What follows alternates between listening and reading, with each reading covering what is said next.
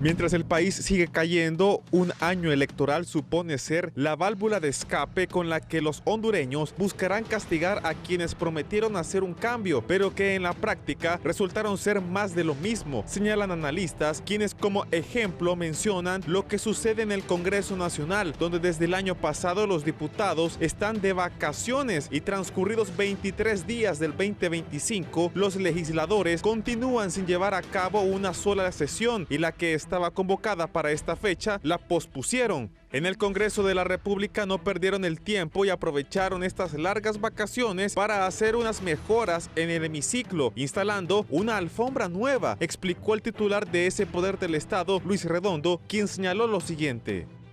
Es una sesión solemne, ahí no vamos a desarrollar una agenda de decretos, solamente la sesión solemne que se va a iniciar aquí. Aclarar que la razón entonces por la que hemos tenido que mover las sesiones es porque hay que terminar con esta obra, pero también con ese olor que se produce por el tipo de pegamento que hay aquí para pegar las alfombras. Ustedes no lo pueden sentir un poco cuando entraron, pero estar aquí durante el tiempo que hay que desarrollar una sesión te marea un poco el olor, entonces hay que hacer un mecanismo ahí que se va a hacer para asegurarnos de que ya no esté esta situación para la sesión del sábado. Por una posición antagónica de los candidatos del Partido Liberal y del Partido Nacional es que no se aprobó el presupuesto general el año anterior. Es importante que el pueblo hondureño y a quienes hago un llamado a los familiares de los diferentes actores que son beneficiados como el sector magisterio, el aumento del sector magisterio está en el presupuesto. Si no, este mes no se va a poder pagar el nuevo sueldo, porque no se ha aprobado todavía el presupuesto. Igual para el sector salud.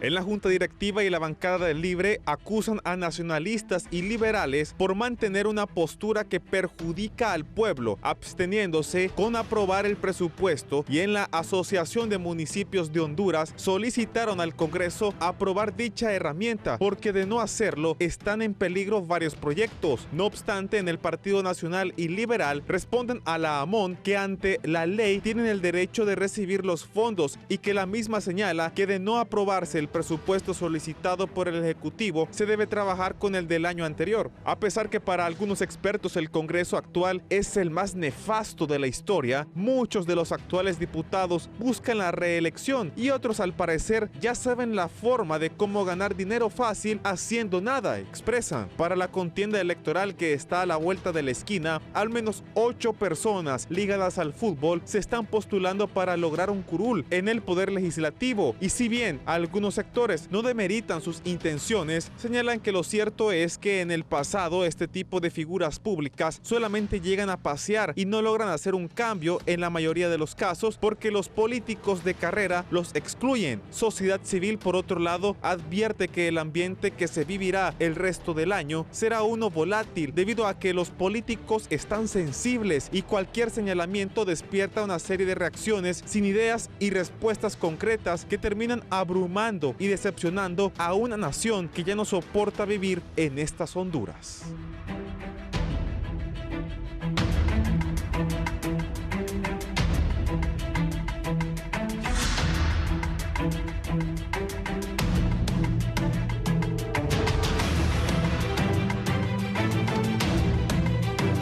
Buenos días, gracias por estar con nosotros. En la entrevista de Canal 11 y Radiovisión Honduras, la situación política, social y económica del país. Tres distinguidos invitados esta mañana, don Marvin Ponce. Marvin es diputado en el Congreso Nacional. Buen día, don Raúl. Me alegra volver a estar con usted porque estuve con otros compañeros suyos en el foro. Espero que esté recuperado de su salud, de sus operaciones. Y hacía falta esa presencia suya aquí. A don Luis León y al abogado Zúñiga, me alegra compartir con ustedes, con gente de bien de este país, ¿va? Y que quiere mejoras y cambios para este país, profesionales de gran nivel. Gracias. Don Luis León, bienvenido. Raúl, gracias por la invitación. Buenos días al auditorio. Me gusta compartir con buenos amigos, así que le agradezco mucho el tomarnos en cuenta. Gracias. Don José Zúñiga, bienvenido. Un placer, licenciado Raúl, qué bueno volver a tenerlo usted aquí dirigiendo este programa. De igual manera a la teleaudiencia, sobre todo al licenciado también Marvin Ponce y al colega y abogado León. Un verdadero privilegio para mí compartir con cada uno de ellos y sobre todo también con la tal prestigiada audiencia de este tan gustado programa como lo es la entrevista. Bien, en estos 23 días del 2025, ¿qué reflexiones le da el panorama político, Marvin? Bueno, yo miro una cara positiva, ¿va? Porque ya en diciembre, noviembre y diciembre se inscribieron las candidaturas, se inscribieron los partidos, se hicieron las planillas, un trabajo duro que hicieron los partidos para organizarse. Unos se lograron legitimar, otros no. Eso es un paso importante. Ahora ya el segundo paso viene ya las campañas. Entonces eso quiere decir que van a haber elecciones, por lo menos a esa ruta vamos, van a haber elecciones. Se empieza a disipar aquella bulla de que iba a haber cuarta urna, de que iba a haber constituyente, que iba a haber golpes de Estado. Esos malos augurios se terminan y nos da paso a un proceso democrático incipiente, pero al final vamos a la ruta electoral, pues a construir la democracia electoral, que es una democracia con pobreza, que no genera resultados, ¿va? Pero por lo menos vemos realmente ya las candidaturas, poco discurso sólido y fuerte de parte de los candidatos. El mejor discurso que yo veo, por lo menos institucionalista y serio, es el de doña Maribel Espinosa. Los demás discursos son difusos. Si bien es cierto, las campañas son a nivel interno ahorita, ¿va?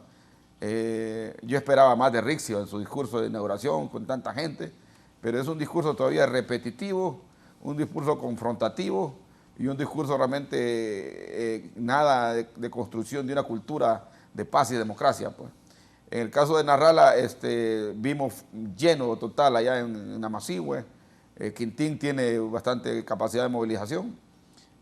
Cali se movió y el que menos se ha visto en estos días ha sido Tito Afura, porque tengo entendido que tiene algunas actividades personales que no le han permitido, pero ha estado trabajando con sus equipos de campaña. En el caso de don Luis Zelaya se mira muy bien en las redes sociales. Don Luis Zelaya, si así está como mira en las redes sociales, así está a nivel de territorio, podía ser una sorpresa, pero yo creo realmente que la algarabía empezó, pero lo que sí vemos realmente, no vemos tanto entusiasmo en la gente. Hay entusiasmo a los candidatos nuevos, le está costando llegar al pueblo, porque hay un 70% de la gente que no quiere saber nada de nosotros los políticos todavía, ¿va? No se ha motivado, usted puede ver las encuestas, no responde, no sabe, no quiere responder, o por nadie va a votar. Entonces, el mayor candidato en las últimas encuestas aparece con un 17%, ¿va? Cuando una elección se gana con un 40%, ¿va? Entonces quiere decir que todavía hay espacio hasta por un outsider si hubiera plata, ¿va? Y si hubiera una buena propuesta política, porque el discurso es vacío, la propuesta es confrontativa y siento realmente que por lo menos ojalá que se mejoren los discursos, la publicidad mejore, se motive la gente y por lo menos lo positivo que yo le puedo sacar, don Raúl, en esta primera aproximación es que vamos a una ruta, ¿va? Pero sí vemos realmente los otros movimientos,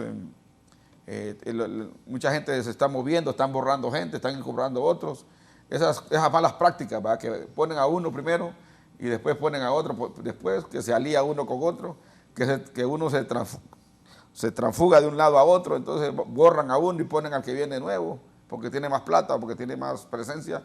Y sí, vemos los equipos territoriales de Cali muy fuertes, los de Tito Afura, los de Ana, el de Narrala lo veo débil, el equipo territorial, el trabajo de base, el trabajo de campo. Y el de veo realmente, porque en Narrala se le han ido alcaldes, se le han ido diputados, hasta barqueros se le fue. Entonces ya vemos realmente debilidad pues, en ese movimiento. A menos, pero tiene la posibilidad de reconstruirse. Narrala tiene que dedicarse a trabajar. Es muy Aragán Narrala en el trabajo de base. Y si él no se dedica a atender la estructura de campaña, de nada sirve que gane encuestas, no va a ganar las elecciones. Sí, para usted, don Luis León, ¿qué visualiza después de estos primeros 23 días de enero, donde ya la gente anda en total campaña en el país? En el país. En el país. Porque decía yo ayer, he empezado a ver algunos afiches en los postes y mucha gente que no se conoce, pero que admiro que tiene el deseo de ser diputado y para eso hay que macanearse. Tanto en ir a los barrios, a los municipios, a las aldeas aquí en Francisco Morazán, como también gastar pisto, porque no es de gratis. No es de gratis, los votos no llegan del cielo. Algunos creen que una candidatura solamente es la foto y el número de casilla, y más con la cultura política que hemos sembrado en el pueblo hondureño, o mejor dicho, que los políticos nos han sembrado. El que quiera una candidatura a diputado o alcalde tiene que trabajar e invertir. Así es. Ya la gente no espera que llegue usted con un discurso de animosidad. Yo he hablado con muchos candidatos, Raúl, que lo primero que le dice a la gente cuando llega a un barrio, a una colonia, ¿qué trajo? Y si no lleva nada, mejor ni se asome. Y ese problema es algo que deben enfrentar los candidatos y candidatas en la actualidad, donde tienen que competir en desigualdad de condiciones, algunos con el aparato estatal, otros con el aparato de la corrupción que los enriqueció. Entonces no es una carrera fácil. Pero ya hablando de la campaña, Raúl, lo que usted consultaba, Honduras ha estado en campaña política de manera permanente. Ni había tomado posesión la presidenta cuando ya estaban hablando de que la iban a sacar y que la oposición empezaba sus campañas políticas. Lo que se habilitó para mí ahora es el poder hacer pauta en radio y televisión y poder poner afiches, pero en campaña hemos estado. Y durante estos 3 años de campaña abierta, que también resiento que nadie sancionó eso, lo que he visto es muy poca claridad sobre los que quieren formar parte de las planillas del Estado a través del voto popular en cuanto a propuestas, en cuanto a ideas, en cuanto a la ruta que el país debería construir para salir adelante. Veo una campaña política, y Marvin lo menciona muy bien porque al final es una interna y primaria, pero parece que estuviéramos en generales, porque en el discurso de Libre está el ataque al bipartidismo, en el discurso del bipartidismo está el ataque a Libre, y pareciese que no se entiende que es un tema de convencer al militante que tiene el partido y de tocar esa vena partidaria. Y en ese cruce parece que la campaña se centra más en quién es más narco, quién es más corrupto, quién tiene el jefe en Nueva York, quién sacó al jefe en el narcovideo, y no precisamente en el por qué quieren ser electos. Y yo hablaba con algunos candidatos, mire Raúl, ahora hay un montón de analistas también que ya van candidateados. Y estaba hablando con algunos exanalistas, ahora candidatos, dicen, no, es que para las primarias no hay que tener un plan de gobierno, al contrario, es cuando deberían tenerlo. ¿Por qué? Porque el que gane la elección interna primaria es quien va a perfilarse como el candidato a ganar una elección general. Y si no puede convencer ni a su propio partido de que es la persona idónea para gobernar este país, ¿cómo va a convencer después a 6 millones de hondureños que estarán en el padrón electoral? Entonces yo siento que tenemos una campaña política vacía, con mucho populismo. Hay candidatos que están desplegando miles de millones de lempiras para poder obtener su posición para elecciones generales, y hay otros que están haciendo la fuerza.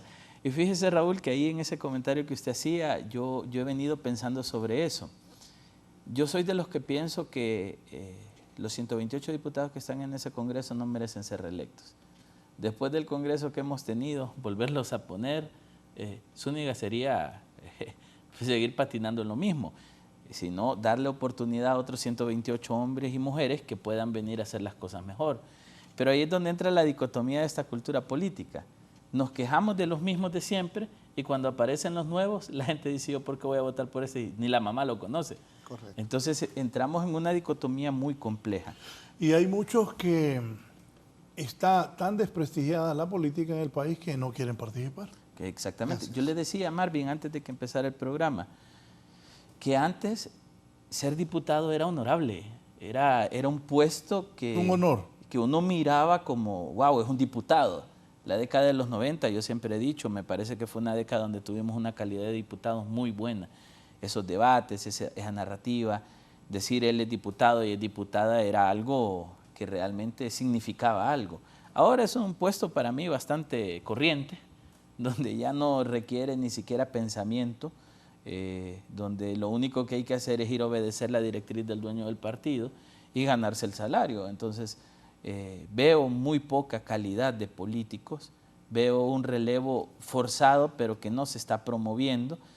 Y al final cuando uno ve, mire, yo ya revisé todas las planillas de todas las corrientes y cuando uno ve, la mayoría, no todas, van los que ya están en las primeras casillas. Sé que al final la apuesta de los partidos es seguir patinando con los mismos políticos de siempre. Una clase política que ya no genera confianza, que ya no genera credibilidad, que ya no genera emoción. Y yo también comparto con Marvin que qué bueno de que van a haber elecciones porque se creía de que no iba a haber, por lo menos hasta ahora parece que va a haber. Y el punto es simple, ya las campañas políticas no son como las que crecimos viendo, Raúl, aquellas fiestas cívicas. Usted recuerda la movilización, la gente en las calles, alegría, las banderas, la gente con fe de que se iban a encontrar buenos hombres y buenas mujeres. Ahora más bien los periodos electorales se vuelven periodos de tensión para los hondureños, de división para los hondureños. Y eso demuestra que nuestra democracia se ha desconstruido en vez de construirla.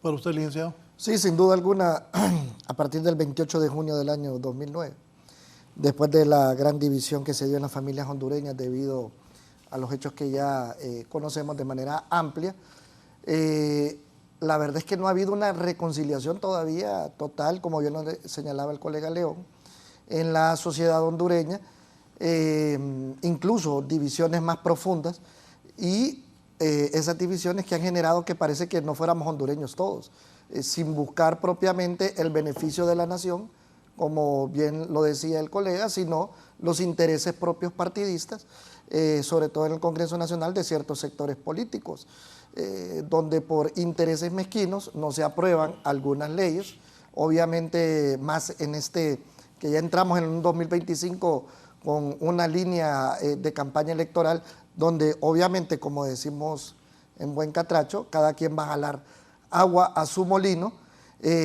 Algunos partidos, vuelvo y repito, queriendo generar una mala imagen al actual gobierno con el fin de que esa mala imagen pueda repercutir en algún resultado electoral.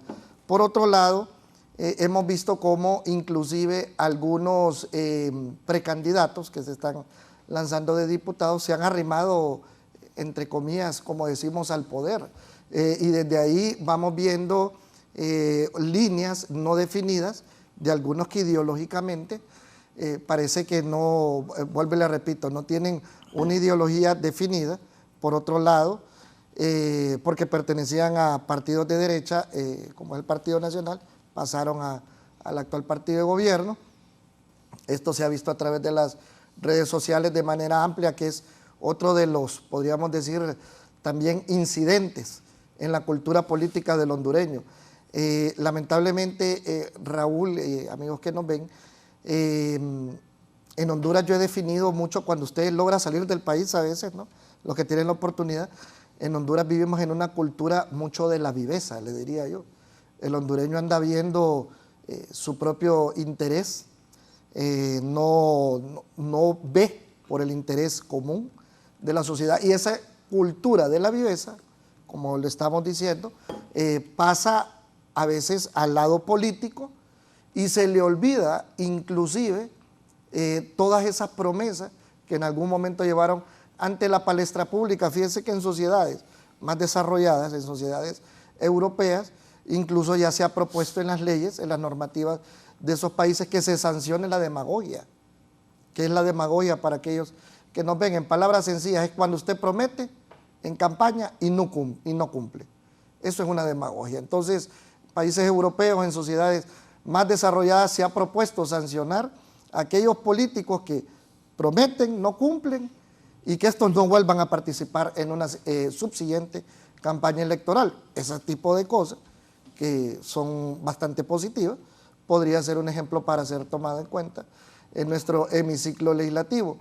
Por otro lado, también no podemos negar que la reciente toma de posesión del presidente Donald J. Trump va a tener de cierta manera, siempre hay una incidencia sobre la situación política y el ambiente político en nuestro país, porque quieras o no, nos guste o no, buena parte también de los resultados económicos de nuestro país, de Honduras, depende mucho de Estados Unidos.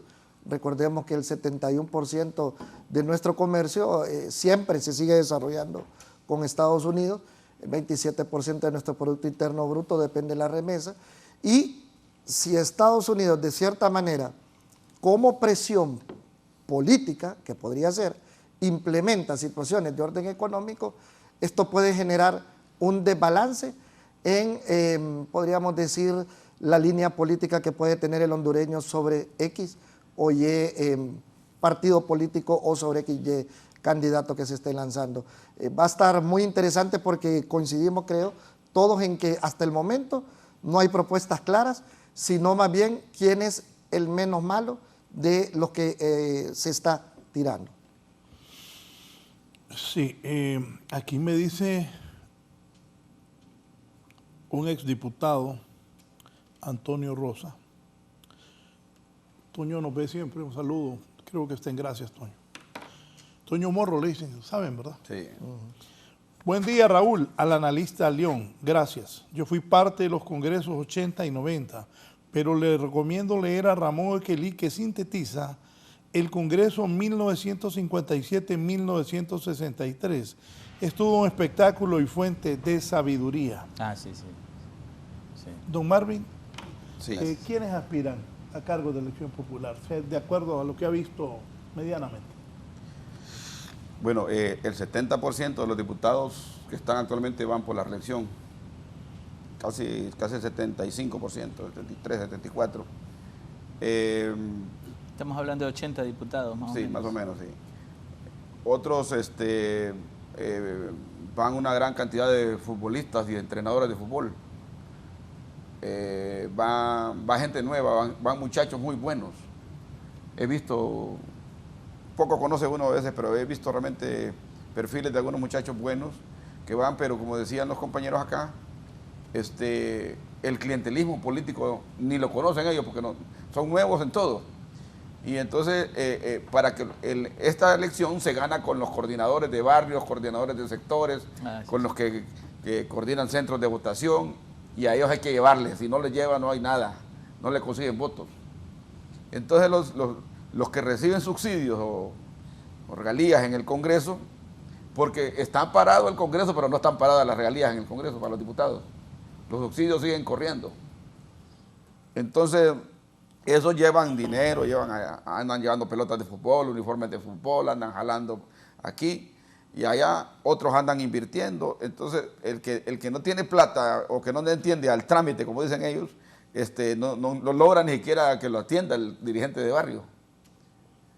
Pero a Toño Rivera, por ejemplo, todo el mundo lo conoce, a Jonahana Bermúdez, a Villeda y toda esta gente, a Saavedra.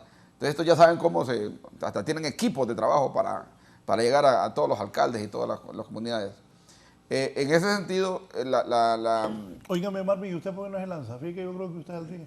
Es por lo que decía de León, que ya no es privilegio ser diputado. Yo fui diputado 3 veces y el del Congreso era medio bueno porque se debatía, con Micheletti se debatía, cuando estuvo también Juan Orlando, se debatía, había muchos debates, leyes de seguridad, leyes de todo tipo. Ahora no, ahora lo que más se debate en el Congreso es quién es más malo, quién es más narco. Exacto. No hay discusión legislativa. Por ejemplo, en este tema del presupuesto, ¿Quién es el experto en presupuesto del Partido Nacional? ¿Lo conocen ustedes? No, Que salga a decir por qué está en contra del presupuesto. no. ¿O quién es el experto en el Partido Liberal? Pero el Partido Liberal tiene la ventaja que como partido hizo una contrapropuesta al presupuesto.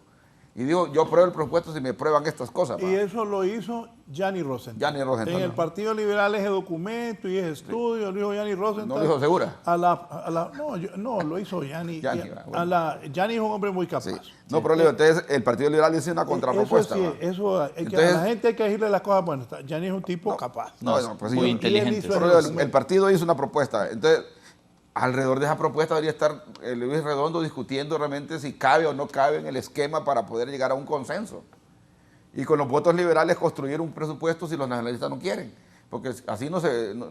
Pero en el Partido Nacional no hay ningún experto en presupuesto y están en contra del presupuesto. Y el presupuesto es la herramienta de planificación única que tiene el Estado para definir a dónde va a tirar los recursos. Sí, la Constitución dice que si no se aprueba este presupuesto, se opera con el anterior. Pero el anterior decía que había que hacer 2 puentes, y ya se hicieron. Entonces ahora hay que hacer otros 2 puentes, donde no están planificados. Es una tontera, pues, no aprobar un presupuesto. Yo me acuerdo con el gobierno de Miguel Zelaya, cuando yo era diputado, hubo un año que no hubo presupuesto, pero fue porque el Ejecutivo no lo mandó al Congreso, porque había un pleito entre Micheletti con Mel. Del 8 al 9 fue. Sí, entonces, pero ahora es al revés, ahora el gobierno mandó el presupuesto y quien no quiere son los diputados. Los diputados en aquel tiempo queríamos aprobar el presupuesto, pero no había proyecto de presupuesto. Marvin, pero ¿serán los diputados o los dueños de los partidos los que no quieren? Bueno, yo creo los que diputados no tengo expectativa realmente. Sí, es que mire, la realidad, Luis, lo que hay realmente es que el Libre tiene minoría. Entonces, si en ese presupuesto, en las disposiciones generales, la oposición quiere proponer cosas, van a pasar ahí. La van a aprobar entre el Partido Liberal y el Partido Nacional. Y los de Salvador Narrala. Esos votos, entonces, si damos una disposición presupuestaria, dice, bueno, que separen la partida confidencial, por ejemplo. Que una propuesta, una moción de un diputado liberal y el Partido Nacional lo apoya y otro, se para. Entonces prácticamente Libre, el problema del presupuesto no es que no lo quieran aprobar los diputados, es que el Congreso no lo pone a debate. Sí. Fíjate, se paró esta semana del Congreso porque le estaban cambiando la alfombra al Congreso. Por eso no hay sesiones esta semana. Porque le están cambiando la alfombra al Congreso. Y todo este tiempo han estado sin trabajar. Porque no pusieron la alfombra en noviembre, en diciembre, que no hubo trabajo. Porque hasta ahora que vienen las reuniones se está poniendo la alfombra. Y por eso no hay sesiones. Bien pudieron hacer la sesión en el Hotel Honduras Maya, o un local aquí, o por decir un nombre. Irse a otro municipio. O sea, cualquier lugar. Pues aquí en el Banco Centroamericano. Sí, para reuniones el Congreso puede hacerlo donde quiera. Entonces, no hay voluntad política. Entonces yo creo realmente que es un error que no se apruebe el presupuesto y lo que sí está claro realmente es que los que van ahora, entonces, esos mismos diputados que no están haciendo nada quieren volverse a reelegir, ¿para qué? Para hacer nada. ¿Para qué? ¿Para qué quieren reelegir? ¿Qué ley se siente identificado el pueblo hondureño en estos 3 años con este Congreso? Es que dígame cuál ley hicieron. Que diga, me siento cómodo. ¿Va? Si la ley de seguridad social, que es la única ley masiva, abarcativa, está estancada. La ley de justicia tributaria que proponía Libre, el nombre es bien bonito, justicia, y creo que es bueno que haya una justicia tributaria y nadie está en contra de eso. El problema es el contenido de la ley, como la propone el proponente, y no deja que le hagan enmiendas. Entonces, leyes de carácter nacional no se han aprobado. Más bien, el Seguro Social dejó de recibir 3.000 millones de lempiras porque se derogó una ley. Lo que más ha habido en este Congreso ha sido derogatoria de leyes y no aprobación de leyes de carácter nacional. Si se derogó la ley de empleo por hora porque violentaba derechos laborales, yo creo que hay capacidad de pensamiento para crear una nueva ley para el trabajo temporal, pues. Porque al final el trabajo temporal, con ley o sin ley, siempre trabaja. En los hoteles, en la zona, en la Semana Santa, en las Navidades, las muchachas van a trabajar, que salen del colegio a trabajar, siempre hay trabajo temporal. Entonces debería haber una normativa, pero se derogó. La gran ley de Juan Barahona es haber derogado la ley de empleo por hora y con eso se siente feliz. Pero, ¿qué ha propuesto Juan en seguridad social? ¿Qué ha propuesto Bartolo en políticas migratorias? Que son los que hablan esos temas, porque son supuestamente expertos. Por eso me refiero a eso. ¿Qué ha propuesto Jari para mejorar la justicia hondureña, siendo un ex fiscal de renombre? Entonces, vemos realmente que ni aún dentro del partido de gobierno han surgido propuestas. Todo lo que se ha aprobado son las propuestas que vienen del Ejecutivo, de aprobar préstamos, de aprobar proyectos, de aprobar contratas. Y es más, al estar cerrado el Congreso, ¿qué ha hecho el gobierno? Declarar emergencias. El 80% de las compras públicas están comprando por la vía de la emergencia. Y eso implica que están robando, porque la contrata pública aquí es sinónimo de robo. Así, disculpe que lo digo tan claro, ¿va? Pero aquí realmente cuando a alguien le dan un cheque en blanco para comprar, si esa cámara vale 5.000 lempiras, la pone por 10.000 y le da una coima a aquel y otro acá y se queda con otra parte. Así opera porque le compró directo. Imagine que más de 2.000 millones de lempiras en el 911 en compras directas. Un documento de investigación que hizo Diario El Heraldo, lo digo aquí porque hay que citar la fuente. Y ahora más bien dije la señora que le investigaron que va a demandar al periódico porque lo investigó, que estaba comprando en forma directa, y ni siquiera dije el periódico que se robó, sino que dije compra directa, y así fue. Entonces, estamos realmente, ayer me llegó a cortar la luz un muchacho que está privatizado de una empresa. Me llegó a cortar la luz porque el banco no pagó el crédito el automático y me fueron a cortar la luz. Llegó el muchacho ahí y a mí me dan 500 lempiras por corte, me dijo, porque el CIMEC tiene un contrato con la ENE. Entonces hablan de privatización y o sea que Marvin no tenía pegue. No tengo pegue, ya no la toco. No, entonces, bueno, bueno, todavía no tengo luz. Ahorita No, hombre, espere, yo lo estoy bromeando, molestándolo que si tenía pegue clandestino. No tenía eso, sí. Ahí me pusieron un rotulito, un chonguito rojo ahí, como que no tiene luz. Bueno, entonces ahí es una empresa privada, entonces lo que quiero decir yo, hay contratos leoninos, pues, compra de helicópteros, aquí fíjate que decía el Libre que hay que derogar la ley de secretos, y nosotros la decíamos también, Leo, sí, usted también la decía, y Raúl, peleábamos en esta trinchera, y ahora hay más secretos que antes. Y no hay ley. Y no hay ley, ya no hay ley de secretos, y ahora todo es secreto.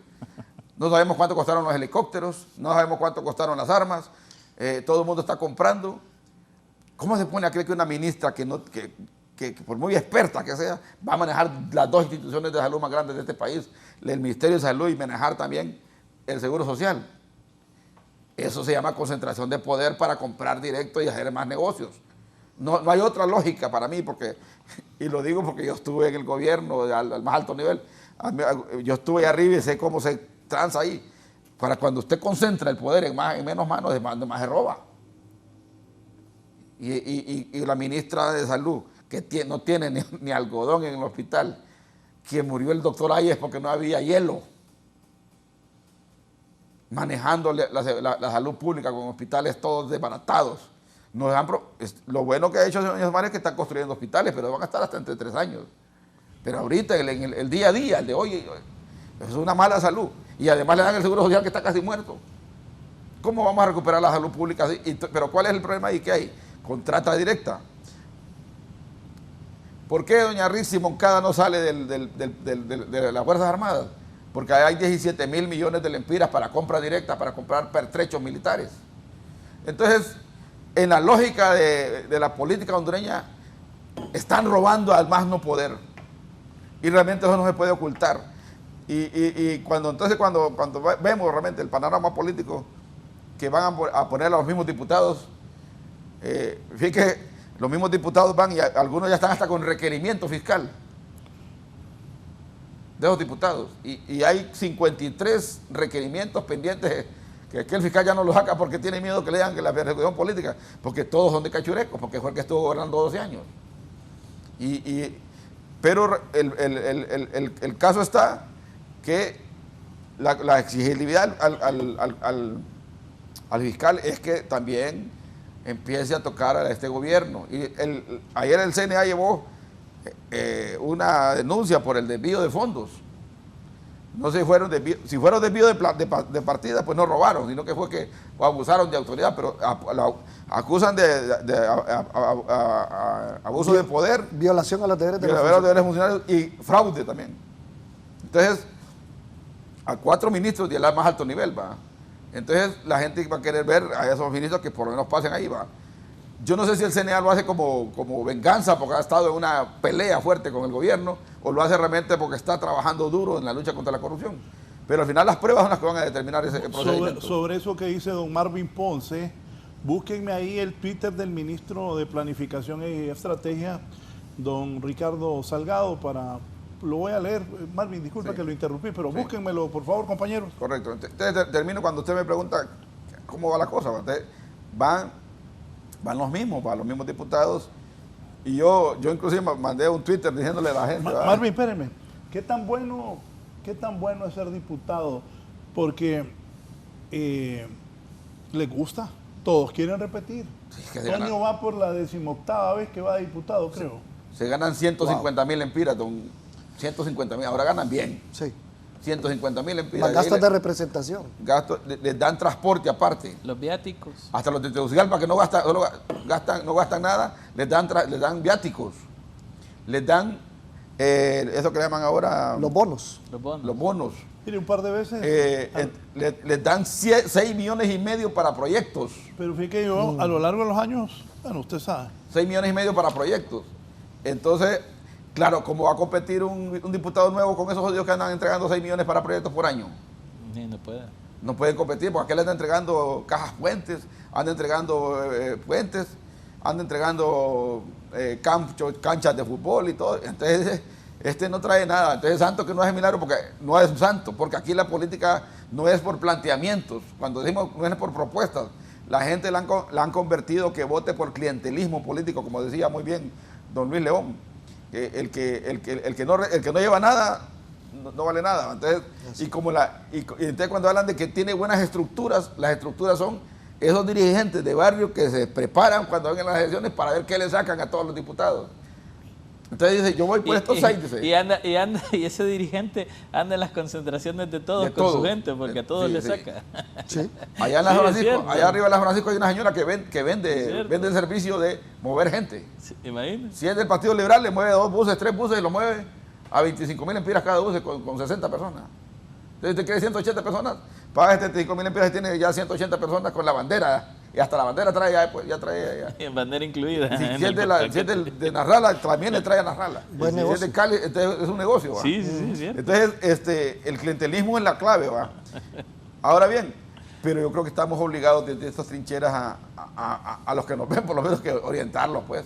Y en las redes de que la gente quiere ver cambio. Yo creo que hay que empezar a verlos, a partir de las que terminan las primarias, a ver los currículos. ¿Quién que quiere ser candidato a diputado? ¿Quién es quién, va?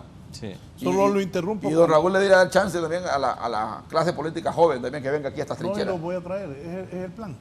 Voy a traerlos, pero poneme lo que dijo el ministro Salgado referente a lo que la señora del CNA puso. Dice, hoy el desprestigiado CNA, en un despliegue ridículo de conjeturas y argumentos incompletos, ha lanzado un ataque político contra el gobierno socialista, el Partido Libre, nuestra candidata y nuestro representante en el Consejo Nacional Electoral. Bajo órdenes de una potencia extranjera, busca manchar como ilegal una relación transparente con los medios de comunicación y los periodistas. Es cierto, los medios de comunicación viven de la publicidad. Los periodistas vivimos también de vender publicidad. Nosotros estudiamos comunicación, los periodistas. ¿Qué vamos a hacer? Hacer puentes no podemos porque van a caer. Entonces ahí sí le doy toda la razón a él. Dice, bajo orden de una potencia extranjera, buscan marchar como ilegal una relación transparente con los medios de comunicación. Es cierto, los anuncios pasan en los medios. Y los periodistas, dice el ministro Salgado, esta ONG que nació como una esperanza para los hondureños, ha perdido toda razón de existir, puesto que no hace más que representar los intereses más aviesos y criminales contra Honduras. Sus voceros son claramente enemigos del pueblo hondureño. Nosotros seguiremos siendo revolucionarios y antiimperialistas, por mucho que le abran la jaula a esa jaulilla. Sí. Para empezar, el CNA no es una ONG, es una institución del Estado, que funciona con pisto del Estado, con presupuesto del pueblo. Aprobada por decreto legislativo. Representado por los empresarios, por los obreros, por los campesinos, por las universidades, por las iglesias, que son los dueños del CNA. Son una serie de instituciones de sociedad civil que conforman el CNA y el gobierno tiene 3 puestos ahí también. Entonces no es una ONG. En segundo lugar, recibe dinero del Estado, pero también el CNA ha gestionado recursos con la cooperación internacional. Con USAID. que quieren parar la corrupción, porque hay otros de afuera que los impusieron la corrupción y ahora la quieren quitar, porque también la corrupción se generó por ese montón de leyes que implementaron para que desde los paquetazos pues venían ya la corrupción intrínseca. Hoy que se desbordó la contrata pública y la compra directa y que ya ahora quieren parar la corrupción. Entonces desde Estados Unidos hay financiamiento de USAID, de la Comunidad Europea a proyectos para parar la corrupción, y el CNA recibe dinero así como reciben otras ONG. Pero el CNA no es una ONG. Y lo otro realmente es que el ministro Salgado siempre tiene la tendencia de confrontar. Yo creo que un ministro, porque se va perdiendo esa figura de ministro, así como la figura del diputado. Un ministro tiene que aclarar que no es así, pues, con palabras nobles. Entonces, aquí Pero es que el estilo de él, pues. no, lo que pasa es que, mire, lo que pasa es que este gobierno también ha aislado a la sociedad civil para dialogar, porque la estrategia no es dialogar, la estrategia del gobierno ha sido confrontar. Y si es confrontar, entonces los otros le salen. Entonces, yo no sé realmente si el CNA lo hace esto con 4 figuras del gobierno porque realmente tienen actos de corrupción, o es una forma también de utilizar la institucionalidad pública CNA para confrontar con su otro confrontativo, que es el gobierno con el cual se ha estado peleando, ¿va? Entonces, ahí es donde se van perdiendo la institucionalidad pública, que no juega el rol para el cual fue creada. Yo valoro mucho el trabajo de Gabriela Castellanos y el CNA, y los veo en los medios de comunicación denunciando, presentando informes y todo eso, y quizás con buena investigación, con buenos investigadores, pero realmente no se puede poner a una confrontación abierta, sino que simplemente plantear lo que está pasando. Y si llevó documentos allá, pues dar la información. Yo he traído esta información porque aquí están las pruebas, ¿va? Y ahí que la Fiscalía actúe. Pero bueno, el ministro Salgado, ese es el estilo, y realmente él es uno de los denunciados también, ¿va? Y él es antiimperialista porque le quitaron la visa, porque lo metieron a la lista Angel, que inclusive yo estoy en contra que le hagan metido en la lista Angel, porque el ministro Salgado simplemente tiene un planteamiento ideológico contrario a Estados Unidos, pero no tenía la característica de corrupto o de ladrón como tienen otros, o narcotraficantes, que otros que están en la lista Angel. Yo cuando al ministro Salgado lo metieron en la lista Angel, yo estuve en contra, porque creo que él es un ciudadano que tiene derecho a tener diferencias de ideas, y por su discurso duro lo metieron en la lista Angel. Pero entonces el ministro se ha hecho más antiimperialista desde que ya no tiene visa para Estados Unidos, ¿va?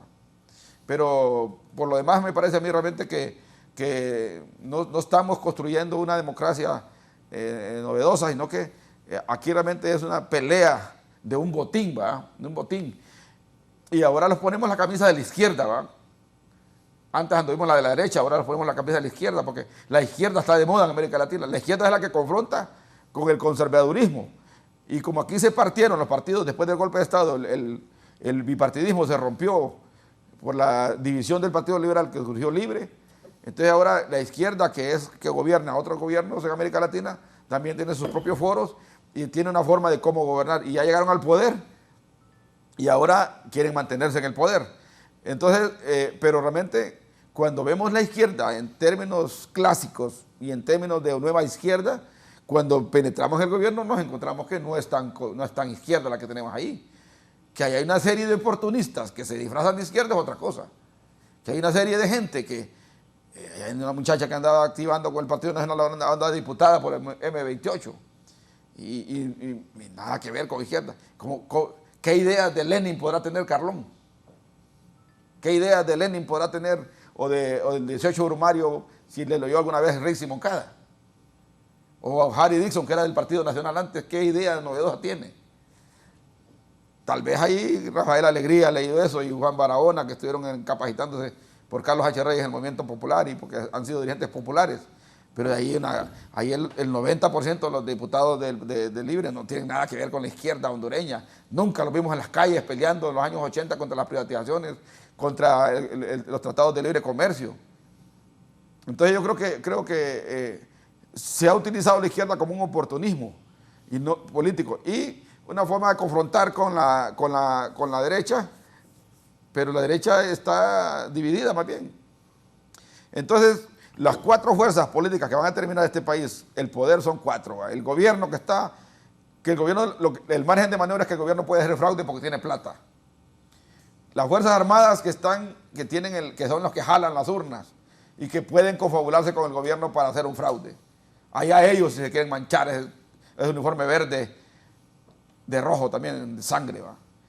La embajada que mete la mano fuertemente en las elecciones de Honduras, como la metió para poner a Libre en el poder, mandando a Nasrallah que se aliara con Libre. Y Nasrallah se llevó el narralismo y se llevó la opinión pública, el voto independiente y el voto de los liberales.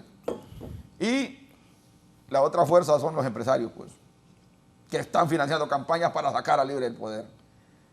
Y ahí están generando dinero, le dan más a uno que a otro, porque el que quieren es a este y a otro le dan menos. Y ahí va a haber bastante dinero en la campaña, pero también hay otra cosa también, que no hay que perder de vista.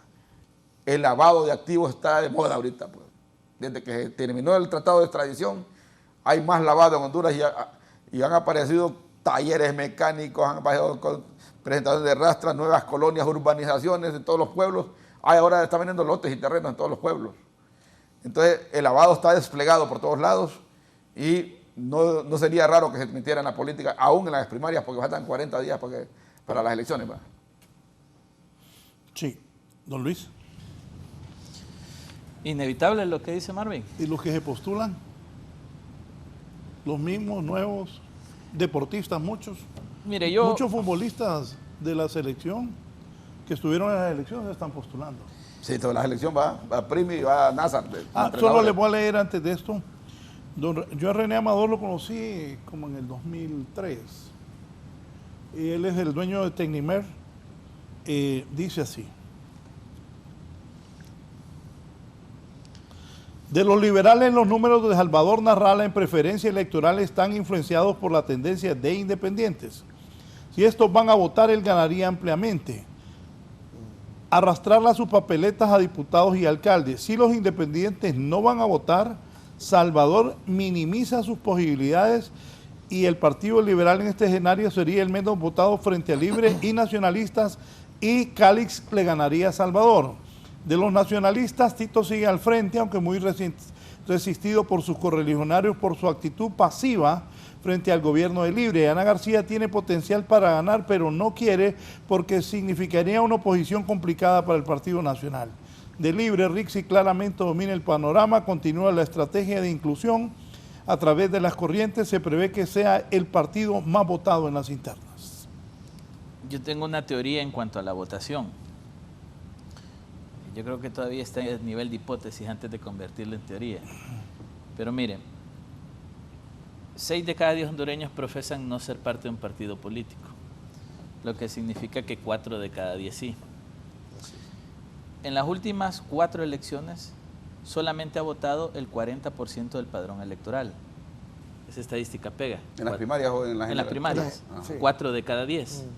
Lo que significa que probablemente estemos bajo el mismo fenómeno de que de los 5.8 millones de votantes habilitados solo van a votar 2.4, 2.45, por ahí. Si los partidos, Raúl, estuvieran en igualdad de condiciones, estamos hablando de 800,000 votos por partido, en igualdad de condiciones. Eso me hace pensar, uno ve al Partido Nacional y aunque no nos guste, la estructura del Partido Nacional está ahí. Y ese 1.300.000 votos se pudo haber debilitado por los funcionarios públicos que ahora se tuvieron que hacer de Libre para cuidar su trabajo, por algunos nacionalistas molestos, pero el voto duro está ahí. Entonces yo diría, sí, el Partido Nacional puede andar en 800,000 votos. El Partido Liberal se supone que la llegada de Salvador y la llegada de Jorge generan un revulsivo dentro de las estructuras del partido primero, pero apostándole a ese voto independiente que venga a sumarse, cosa que yo no creo que pase, porque el independiente no quiere nada con un partido político, mucho menos quedar en un censo. Gracias. Porque no solamente pasa por no conseguir un empleo en el gobierno, sino que una vez que usted se ve identificado como un partido, entra en la etapa de estigmatización y de la división y sectorización que tenemos. Entonces yo dudo que el voto independiente llegue. No lo descarto, pero lo dudo. Entonces, digamos, el Partido Liberal debería andar en unos 800,000 votos y por ende Libre también, si estamos manteniendo un 40% del padrón electoral votado. Yo digo, Libre puede llegar a 1 millón quitándole 200,000 a los otros dos. El otro puede llegar a 1 millón quitándole 200.000 a los otros dos. Lo que quiero plantear con esto, Raúl, es que no esperemos un partido en primarias que va a salir con 1,5 millones diciendo somos la gran potencia. Va a ser una elección muy poco votada. ¿Cuánto sacó Libre en 2021? 400 y pico mil votos. Entonces hay que ser francos en esto. La posibilidad de generar intención de voto en las elecciones primarias primero debe ser conquistar a las bases del partido. El que no conquista las bases del partido, aunque sea el más famoso, la más bonita o el mejor goleador de la historia del fútbol, no va a poder ganar una elección primaria porque las elecciones se ganan con las mesas y con los votos del partido.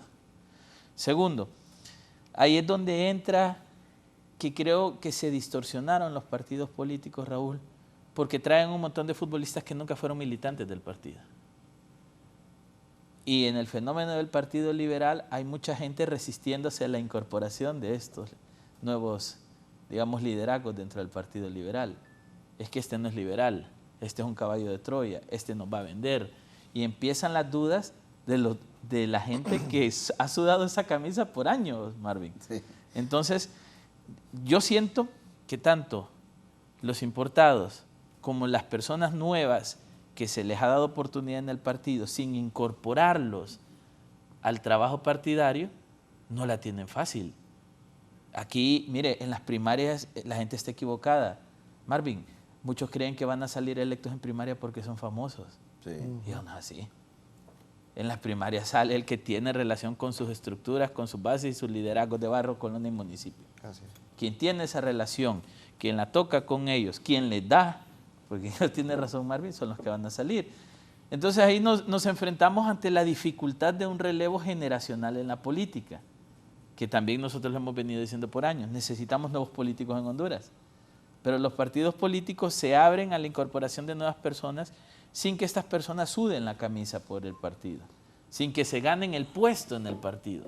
Ah, porque es famoso, porque es famosa, porque fue goleador. Esta vez veo menos modelos, Raúl.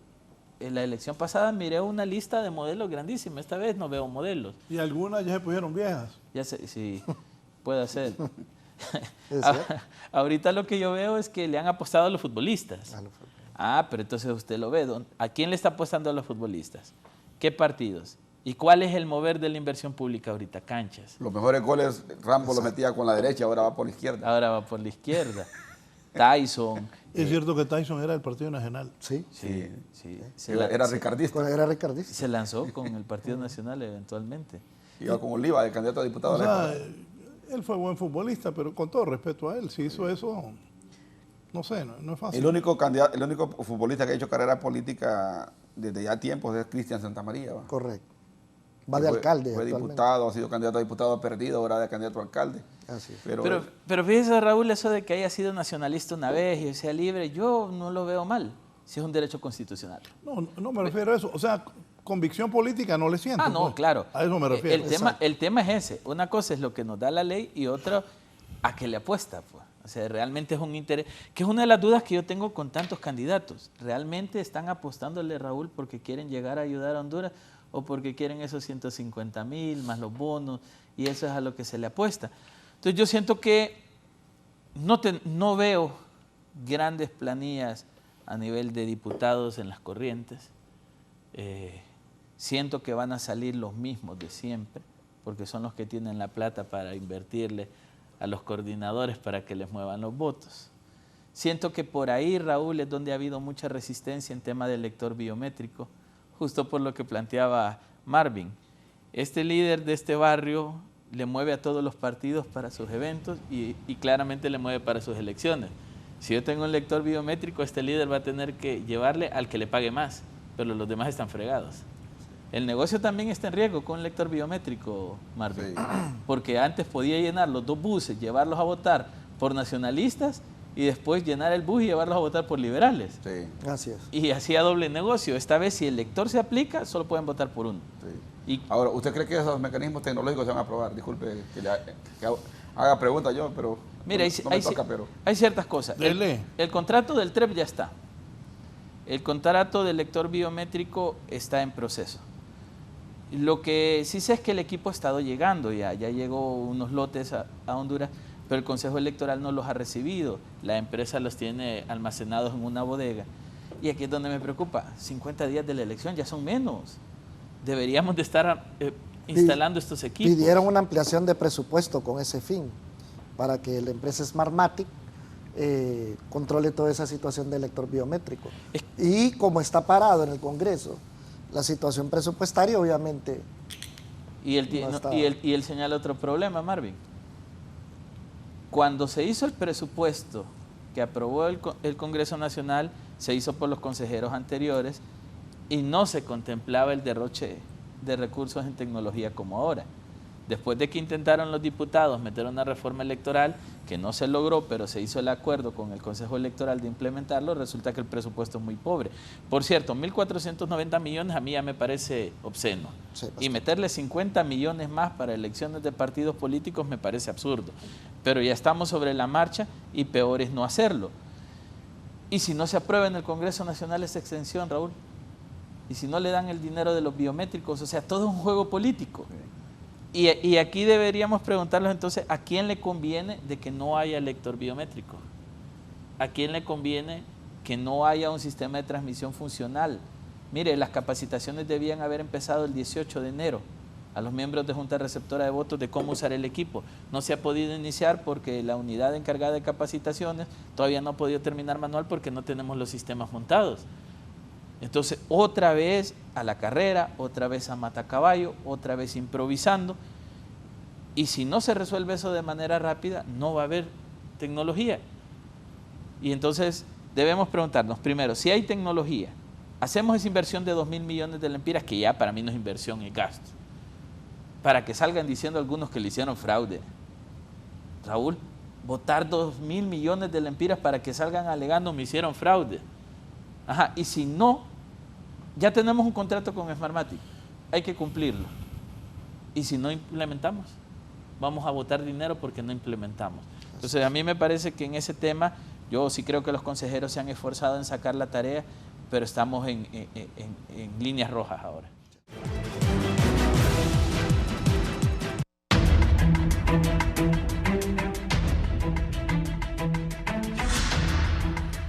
Aquí Emilio Hartmut dice que hay que darle el voto de castigo a los políticos. ¿Qué piensa, licenciado Zúñiga?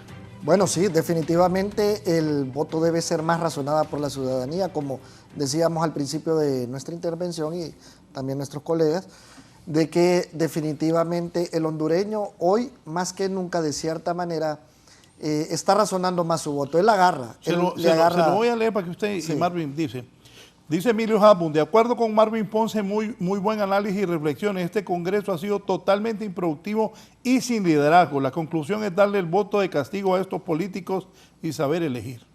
Así es. Bueno, y fíjese el licenciado Raúl, haciendo remembranza sobre eso, hay varios organismos internacionales que han catalogado, lamentablemente, como el segundo Congreso menos productivo de toda Latinoamérica, el actual. Recordemos que, lamentablemente, venimos de una crisis también, refiriéndonos específicamente a lo del Congreso, de cómo la Junta Directiva tomó posesión en su momento el 25 de enero del 2022, de ahí posteriormente una parálisis legislativa que no sé si ustedes me recordarán de algún otro Congreso de la vida democrática de Honduras, había alcanzado los 125 días de parálisis. Creo que históricamente eso no se había dado. Por otro lado, no podemos negar, y es una realidad, le guste o no le guste a algunos sectores, que el diputado, quien era secretario general del Congreso también en su momento, el señor Carlos Zelaya, tenía muy buen margen de liderazgo dentro de ese Congreso, que, como decimos popularmente, detrás del señor Luis Redondo era la persona, o era ese liderazgo que llevaba los consensos a los demás liderazgos de la oposición. Ya no está él. Esto de una u otra manera va a afectar la reconfiguración que se dio dentro del Congreso de las fuerzas políticas del Partido Liberal. Sin duda alguna va a complicar más la escena. Ante todo ese panorama oscuro hay que reflexionar. Definitivamente a quién se le va a dar el voto. Siempre mencionaba el licenciado Luis León que hay una línea partidista, hay estructuras. Las estructuras son fuertes y esas estructuras son las que definen, como decimos popularmente, de una u otra manera, el famoso voto en plancha, que esperamos con la nueva cultura política que va a tener aquel hondureño que va a pensar mejor su voto, pueda inclinarse por nuevas propuestas políticas.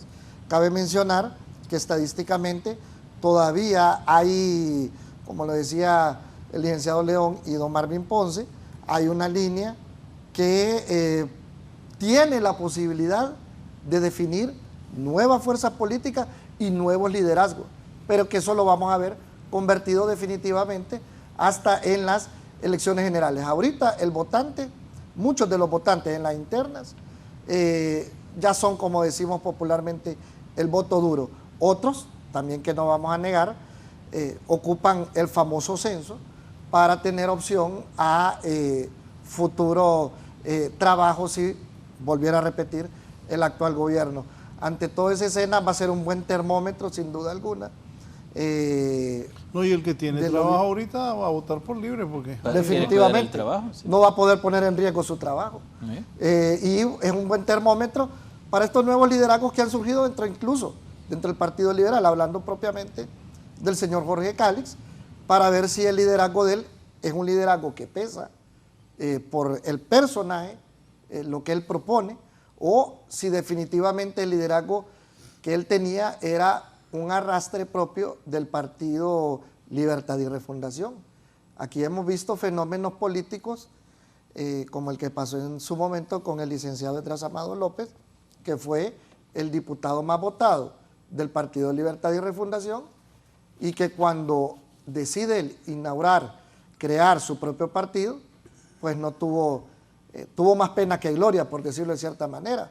Entonces, ante toda esa reconfiguración, también se van a dar fenómenos políticos que vamos a, vuelvo y le repito, a replantear si definitivamente el partido político le genera un arrastre a usted de liderazgo o si es propiamente la persona. Son fenómenos sociológicos, podríamos decir, o sociopolíticos, que los vamos a ver reflejados en estas internas del 9 de marzo y definitivamente va a tirar esto una línea a ver quién podría tener mejores y mayores posibilidades, políticamente hablando, para las generales. Raúl, solo un aporte. ¿Sabe qué es lo que pasa?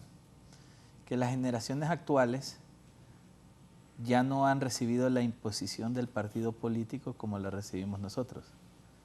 O sea, nosotros venimos de las generaciones donde yo soy liberal porque mi papá era liberal, yo soy nacionalista porque mi papá era nacionalista.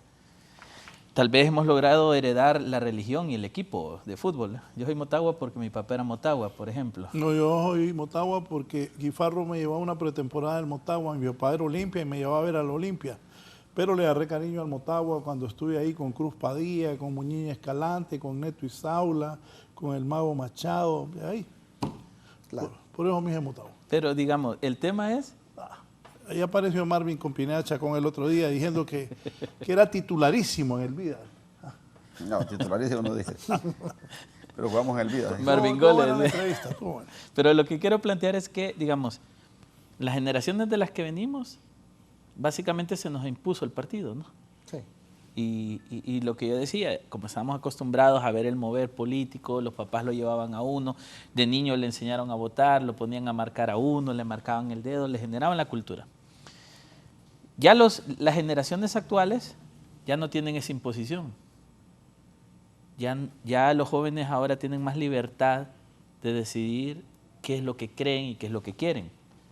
Y por esa razón, pensar de que el voto duro de los partidos es grande, no es del todo cierto. Y el voto duro del partido, muchos ya han partido con el Señor porque ya son personas que la edad les ha llegado. Entonces hay que tener claro que cada vez el margen de voto seguro de los partidos políticos es más pequeño. Lo voy a traducir en palabras simples. Los partidos políticos en Honduras cada vez se hacen más pequeños, Marvin. Sí. Cada vez se hacen más pequeños, más pequeños, más pequeños. Y va a llegar un momento que ya se vieron fenómenos como en Guatemala, como en Francia, que son tan pequeños que ya no tienen sentido de ser. Y lo que hacen es que se activan solo en año electoral para hacer alianzas, y eso fue una de las cosas por las cuales yo nunca estuve de acuerdo con las alianzas. Porque el día que ganara una alianza en Honduras íbamos a requerir alianzas el resto de nuestra vida democrática para sacarlos.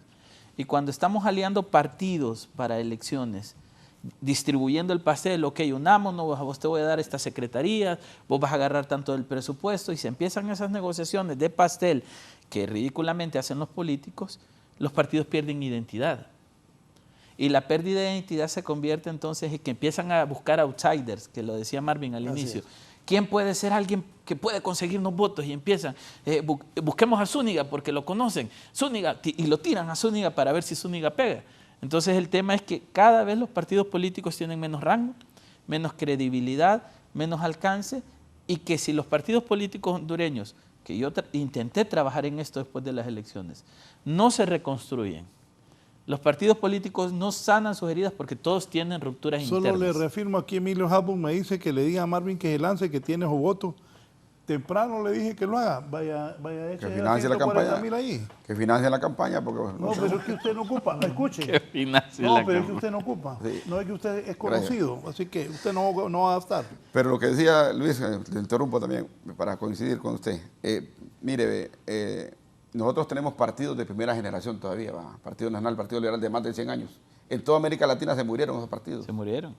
Aún en Costa Rica, que era el PECUS y el Partido Liberación, lo sustituyó el PAC y ahora ganó un outsider en Costa Rica. Un funcionario del Banco Mundial que tenía allá, vino el ministro temporal al gobierno anterior y cogió un partidito y ganó. Y el que estaba a punto de ganarle era un partido de un cristiano. En Guatemala se murieron los partidos políticos, en Nicaragua se instaló el Frente Sandinista y no tiene rival. En El Salvador, Bukele destruyó los partidos tradicionales con una propuesta novedosa. Ya no existe. Aquí se mantienen, por lo que yo le decía, la embajada y el Departamento de Estado se aliaron con Narrala para llevar a Libia al poder, porque si no el Partido Nacional se iba a convertir en un partido tipo PRI, nunca hubiera perdido las elecciones. Aún con toda la ola de corrupción que todos conocemos, el Partido Nacional iba a ganar con Tito y ahora estuviera ganando con otro. Porque el Partido Liberal hubiera quedado chiquito, ya terminó chiquito la última elección, 320,000 votos. Y el Partido Libre, si no hubiera sido aliado, hubiera quedado pequeño también. Entonces, eso demuestra realmente que la única figura política nueva que se ha metido en la política en los últimos 20 años es Narrala. Desgraciadamente Narrala no ha podido construir una propuesta de país, un partido de país, un partido con bases, con estructuras, con organizaciones locales y regionales para poder pelear el poder. Narrala creo que le hubiera ido mejor con su partido en esta elección que aliarse con el Partido Liberal. Totalmente de acuerdo. Ese partido despertaba bastante interés. Ese partido, creo que como usted lo hablaba en algún momento. Ese narcisismo de Narrala lo ha impedido que construya un proyecto más grande, pero él pudo haber sido es la única figura política. Solo les leo es la única figura no tradicional que se metió en la política. Sí, solo se queja de las estructuras. Sí. Solo le leo lo que dice el comisionado de los derechos humanos. Nuestros padres también, Hugo Maldonado, nuestros padres también nos dieron valores que ahora contrastan con quienes dirigen los partidos políticos o gobiernan. Por ello hay ese abstencionismo, dice. También. Sí, lo que pasa es que una minoría no puede decidir el destino de un país. Recuerde, y lo mencionaba el licenciado León, hay un padrón electoral de 5.8 millones. Y de esos 5.8 millones, ¿cuántos están yendo a votar? 2.8, 3 millones. En las últimas elecciones libre en alianza, 1.750.000 y 1.260.000 el Partido Nacional. 3 millones Estamos y medio, hablando de 3 millones aproximadamente. Quiere decir que, bueno, hubo de 5.8 prácticamente la mitad. Se rompió el paradigma. Esperamos, vuelvo y le repito, que estas elecciones, que nos imaginamos el padrón electoral, va a aumentar, no sea apenas con un 40%, como lo señalaba el licenciado León, el partido que al final en las generales vaya a salir ganador, porque por eso es que se sigue generando la polarización y la división dentro de la sociedad hondureña, porque es tal vez un presidente que no llega con suficiente simpatía popular. Entonces, ante ese escenario, obviamente también es un deber ciudadano ejercer el sufragio, y así está establecido en ley, y no ser indiferente también a aquella parte del sector hondureño que no ejerce un sufragio por indiferencia, y por eso obviamente algunos se quejan, pero aquellos que no fueron a ejercer el sufragio definitivamente no tienen Dice César, en El Salvador convocan a la gente para que cuide las mesas. Aquí las mesas las cuidan los partidos. En Honduras, si no vas en uno de los partidos, no sale un outsider. Sí. Y es que esta misma clase política es la que hace las leyes electorales. Y si se les ocurre hacer ley hasta la última semana de las elecciones para cambiar las reglas del juego. Entonces, yo creo realmente que estamos realmente ante una encrucijada realmente, pero creo que va a ser positivo al final. Entre unos 10 años vamos a estar experimentando una nueva estrategia política, aunque sea con gente nueva, con partidos nuevos, o con outsiders, o con cualquier otro tipo de... Porque los partidos están en un proceso de deterioro muy fuerte. Si no se consolidan en esto y si no son capaces de dialogar, esta partidocracia se va a morir. En el Partido Liberal depende del capricho de Nasrallah. Si Nasrallah acepta o no un resultado bueno, o Cáliz le acepta un resultado bueno, hasta ahí podía llegar el Partido Liberal en su propuesta de crecimiento. Y ante la polarización del Libre con el Partido Nacional, el Partido Liberal tiene una buena avenida para poder entrar y volver a ser grande, ¿va? Con los injertos de Nasrallah y Cáliz. Pero no han sabido aprovechar todavía, ya empiezan a tirarse chinitas, ¿va? Como siempre ha sido en el Partido Liberal. En el Partido Nacional, usted mire, cada candidato anda con su propuesta y no andan tirándose. Y le voy a decir una cosa. Ahí vi a Pedro Barquero. ¿Qué piensan de que Pedro Barquero se va a trabajar y no...? Se desmotivó. Se desmotivó. Porque si yo estoy apoyando al presidente de la República, ¿qué va a hacer? Y me hace una chamba en Estados Unidos y aquí se desmotivó. Es que mire, lo que pasa es que en el movimiento de Nasrallah hay un caos terrible ahí. Ayer me lo contaba un experto ahí que está adentro. Hay un caos terrible en ese movimiento, ¿va? En cuanto a la conducción de la estructura territorial. Marlon Lara no ha podido construir realmente una dirección de campaña, no hay coordinador departamental de campaña, se le han ido diputados, se le han ido alcaldes, se le fue Fabiola. Y entonces Nasrallah hoy en día no tiene candidato a alcalde. Entonces Cáliz ha ganado territorio y ahí es donde se ve ese escenario. ¿Va? Marvin, no tiene candidato a alcalde y no puede poner mientras Fabiola no presente la renuncia. La renuncia, sí. Entonces lo puede tener si así. Fabiola no renuncia, lo tiene ahí. Sí, y eso es por otro lado. Y por otro lado, en el partido, entonces Chirinos va a ser el candidato que va a ganar al final en el Partido Liberal. El doctor Chirinos, que no tiene una gran propuesta, porque no ha sido político tradicional, ¿va? Él es un médico especialista, muy bueno, buena gente, un buen doctor, pero él no quiso ser diputado ya, porque ya probó ser diputado y no le gustó. Ahora quiero ser alcalde porque es gran aliado de Cáliz. Pero bueno, y en el Partido Nacional está la pelea entre Erasmo Portillo y Juan Diego. Y Aldana se mantiene firme en el Partido Libre, pero si Aldana no se pone las pilas, también puede ser que lo alcance nosotros. Pero yo le voy a decir una cosa, Raúl, perdón, Marvin. Sí. A veces sentimos de que la rivalidad está entre Jorge y Salvador. Así es. Pero recuerde que los liberales, esa estructura de la que hablamos, está con una necesidad de recobrar la gloria del Partido Liberal. Y han visto esta como la oportunidad.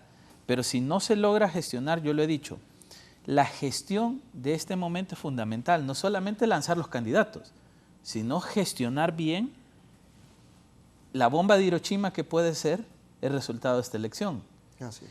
Y si el liberal tradicional ve que en Jorge, en Salvador, hay probabilidades de terminar de destruir el partido por cómo se gestione, esos réditos, ojo con Maribel Espinosa, porque hay mucha estructura que la apoya. Y Libre está apostándole a un no consenso entre el Partido Liberal, porque Libre, su única alternativa para ganar una elección es que los liberales vuelvan a ir a votar por ellos otra vez. Exacto. Porque han ido 500.000 liberales en las últimas 2 elecciones a votar por Libre. Entonces, Libre dice, bueno, que se peleen Nasrallah con Cáliz, porque ahí está la polarización. Y Maribel se va a quedar también con lo que sacó ya, ni 300 a 400.000 votos liberales al final. Porque los injertos que eran los que iban a dar la novedad del Partido Liberal se pelearon y esos votos, entonces se desencantan los liberales y dicen, voy a votar por el ganador, que va a ser ahí está. el partido de gobierno. Ahí está. Raúl, lo dije, perdón, Zúñiga, lo dije hace un montón de tiempo en este foro. Esta elección general va a ser Libre con la mitad del Partido Liberal versus los nacionalistas contra la otra mitad del Partido Liberal. Quien tiene la llave de esta elección es el Partido Liberal. Y si no logran evitar esa fractura, va a ser 1,5 contra 1,5. Y lo he venido diciendo y así se está gestionando. En el peor de los casos que Salvador pierda y no acepte esa derrota, ¿a dónde va a ir a pegar esa gente? Y con posibilidades de debilitar y darle el golpe de gracia al Partido Liberal, definitivamente, porque creo que el Partido Liberal ahorita está apostando, nos guste o no nos guste, a aquellos que son liberales, obviamente, por esos nuevos liderazgos tanto de Salvador Narrala como de Jorge Cálix. La abogada Maribel Espinosa, muy seria y con propuestas también bastante buenas, pero sin la simpatía, podríamos decir, de la mayoría del Partido Liberal. Y Luis Zelaya, obviamente, no le miro crecimiento, digámoslo así. Sí lo miro, él es un liberal, como decimos popularmente, de cepa, pero sin un crecimiento real dentro de ese partido. Y la mayoría de liberales, la ilusión les ha regresado con estos dos outsiders, que como bien lo apunta el colega Luis León, si no hay una reconciliación después de las internas entre Jorge Cálix y Salvador Narrala, y obviamente Luis Zelaya y Maribel Espinosa, definitivamente el Partido Liberal sufriría un golpe de gracia que lo seguiría manteniendo como un famoso partido bisagra que, a mi opinión, por lo que políticamente se ha venido dando dentro del actual Partido Liberal, ha ido resurgiendo, han tomado buenas decisiones que hay que resaltárselas al abogado Gianni Rosenthal, porque en algún momento el Partido Libertad y Refundación le propuso hacer cogobierno. Entonces, con el fin, como dicen, de irse sacudiendo esa línea de que somos un partido de bisagra, se pronuncia él como presidente del Consejo Central del Partido Liberal, diciendo que definitivamente no iban a acompañar al Partido Libertad y Refundación en ese cogobierno entre el Congreso Nacional, y pues apostándole a estos nuevos liderazgos.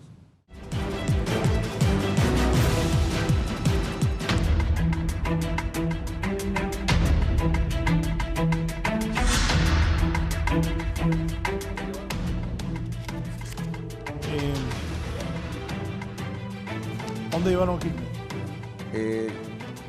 La embajada y el grupo llevaron los republicanos llevaron a Narrala, a Kilbert, a esta muchacha María Antonieta, o sea, la nueva generación del nacionalista.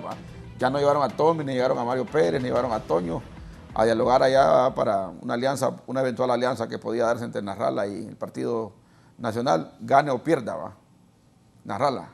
Entonces ahí van a haber grandes novedades. Yo creo que esta elección va a ser complicada, las generales, porque ya para las primarias casi todo está previsto, aunque pueden haber sorpresas, pero casi todo está previsto. Narrala perdió sus trincheras de Cortés al no cederle el espacio al Pollo Contreras. Entonces Narrala, su trinchera era Cortés, más fuerte que Tegucigalpa. Ahora le quedó Choluteca y Tegucigalpa como fuerza, pero Cortés la va a disputar fuertemente con el Pollo Contreras. Si usted me pregunta ahorita, o le pregunto a ustedes, ¿quién es el candidato a alcalde de Narrala en Cortés, en San Pedro Sula? No sé si ustedes saben. Entonces, así está pasando en este tipo de estructuras. Entonces, en ese sentido, Cali se adelantó a agarrar por lo menos casi todos los diputados casi del Partido Liberal están con Cálix. Los alcaldes. El 95% de los alcaldes. Así. Entonces, eso también, en las primarias eso pega. No se ganan en generales, pero sí se ganan en primarias. Así es. Sí. Totalmente de acuerdo. ¿Qué posibilidades ven el Partido Nacional a doña Ana García? Mire, la verdad es que el Juan Orlandismo está vivo, ¿no? Y eso, negarlo es un error. Es un error. Y eso se ha demostrado en cuando uno ve esas encuestas. Yo no soy mucho de creer en las encuestas, pero porque en Honduras 9.5 cada 10 están pagadas para quien quiere verse bien. Pero ha tenido un crecimiento significativo y creo que eso pone a Tito Fura un poco de presión. Y siento que la mayor queja que hay de cierto sector nacionalista es que Tito es un candidato que no habla, que no está visible. En el debate. No es muy mediático. Que no está en el debate, que no está en la agenda. Así es. Y el nacionalista está acostumbrado a eso, ¿no? A un Sí, candidato que impone su fuerza, impone su... Beligerante. Exacto. Y entonces eso probablemente ha hecho que la abogada Hernández gane un poco más de terreno. En lo personal sí creo que esa elección la gana Tito, ¿no? Pero me parece que no va a ser tan abierto y masivo como se cree. Porque ¿Va a sacar sus diputados ella? Sí, va a sacar sus diputados. Vea la planilla por Francisco Morazán, por ejemplo, quienes van. Sí. Y esa gente es la que ha estado manteniendo las estructuras en el departamento, así como en Lempira, todo el corredor de Occidente. Sí. Entonces yo creo que al final el Partido Nacional va a tener que llegar a un buen acuerdo, porque estoy de acuerdo con Marvin. El Partido Nacional necesita un relevo de sus figuras, también con usted, Raúl. ¿Quiénes son los que se ponen enfrente ahora? Si el Partido Nacional insiste con el liderazgo que tiene actualmente, va a seguir en decrecimiento. Todo lo que huele a los 12 años de gobierno del Partido Nacional es aborrecido por el pueblo. Entonces a mí me parece que el Partido Nacional tiene que lograr llegar a un acuerdo, porque tampoco es posible deshacerse de la experiencia política. Un Tomás Zambrano, un Toño, tienen una experiencia política y de negociación que no se puede tirar a la basura. Entonces, ¿cómo lograr que estos liderazgos ya, digamos, contaminados, den un paso atrás para apoyar a las nuevas generaciones del Partido Nacional? Y esa es la parte que siento que el partido no ha logrado resolver, pues no han podido ni siquiera hacer su convención. Tienen 3 años y no han hecho convención. Y ahora con el posible retorno de David Chávez entra otra variable que los nacionalistas no estaban considerando ahora. Chávez dijo: estoy molesto con la dirigencia de mi partido porque no me respaldaron. Entonces, ¿con qué posición viene David? Y hay que decirlo, él controla una gran parte de las estructuras. Entonces, ¿a qué viene? ¿A quién se va a unir? ¿A Tito? ¿A Ana? A doña Ana. Recuérdese que se fue, haciendo memorial, se fue peleado con Papi a la Orden, con Tito Afura. Incluso tiró un comunicado él, donde dijo que no se le había apoyado y que, entre comillas, dejando entrever, entre líneas, como decimos popularmente, que cuando se negoció el Ministerio Público y que habían entrado los liderazgos del Partido Nacional, no se, entre comillas, se había negociado la impunidad de la situación que a él lo afectaba. Y dejó entrever por eso de que, políticamente hablando, las estructuras de David Chávez podrían apoyar a doña Ana García. Y entonces, eso no pone a Tito en una situación más compleja todavía. Pero las estructuras de David, para las internas no van a poder presionar mucho, pero sí para las generales. Entonces, la estrategia de David Chávez va a ser crear el BOC, ya en fines electorales ya va. Dejar una alianza como estaba el BOC estructurado, bajo la figura de Salvador Narrala, obviamente, va. Claro. Y no bajo la figura de Tito, porque David va a venir a presionar por esa estrategia de fortalecer un BOC que podría gustarle a muchos, bajo la figura de Narrala, porque lo que nadie puede desconocer es que Narrala tiene popularidad.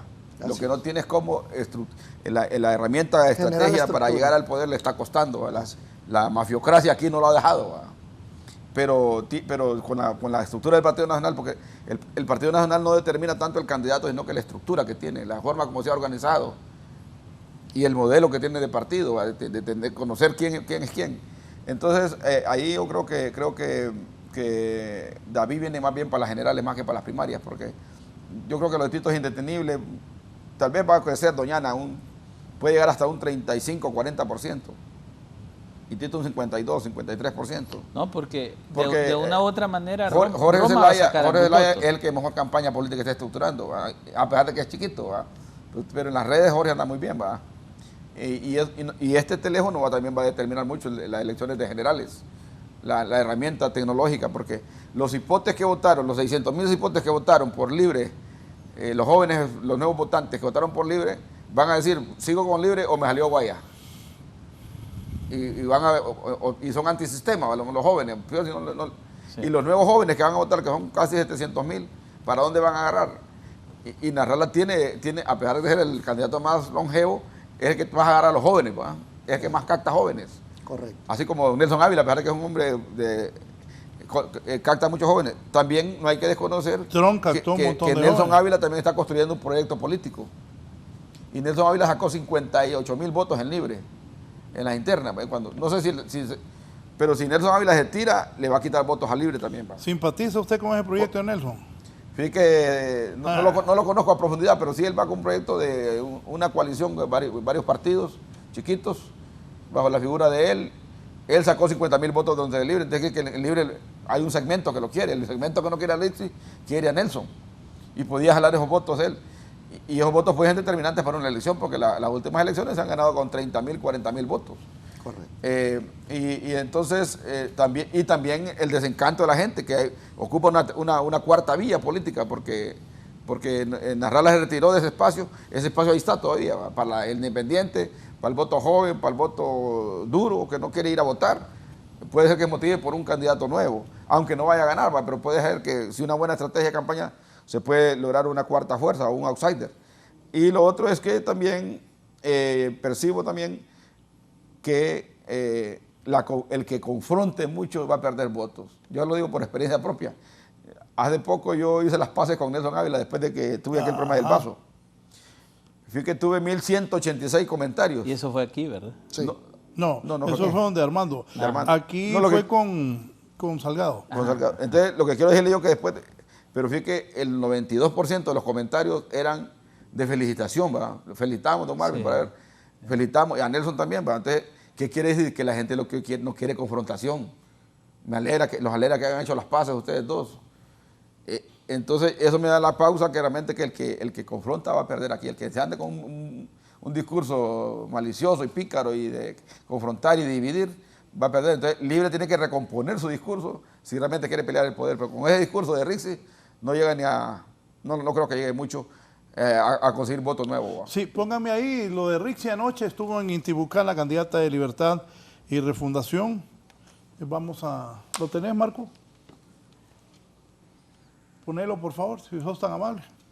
Compañeros, ¿son ellos o somos nosotros?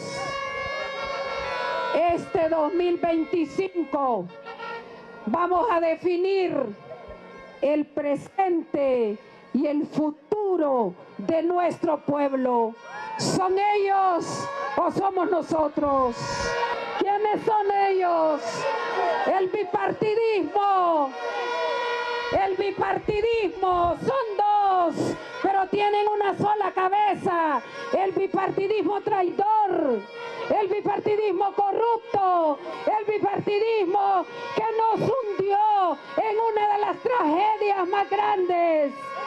El bipartidismo de las concesiones, el que entregó nuestro territorio, el que entregó nuestros ríos, el que concesionó grandes zonas naturales, el que aprobó impuestos contra nosotros. ¿Son ellos o somos nosotros?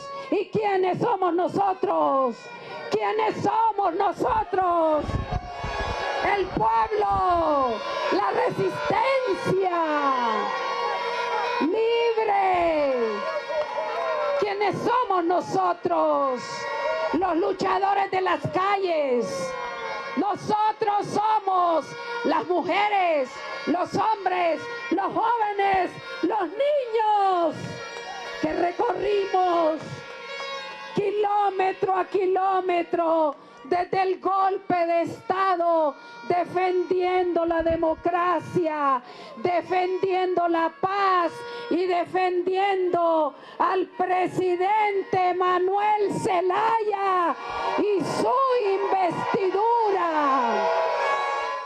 El departamento de Intibucá tiene más de 200 empresas, entre empresas de comercio, empresas agrícolas, empresas de servicio y de diferente naturaleza. A los empresarios de Intibucá, a los empresarios de todo el país, sin inversión pública es difícil la inversión privada. A los cafetaleros, a los productores de hortalizas, a los productores de fresa, de papas, en general a los trabajadores del campo.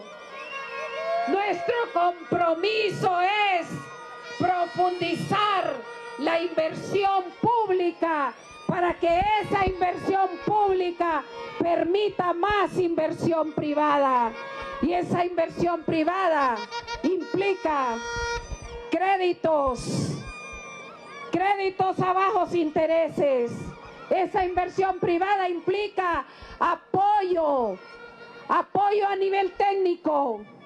Esa inversión privada también implica condiciones para que la gente tenga acceso y tenga posibilidades de crear y generar muchos más empleos.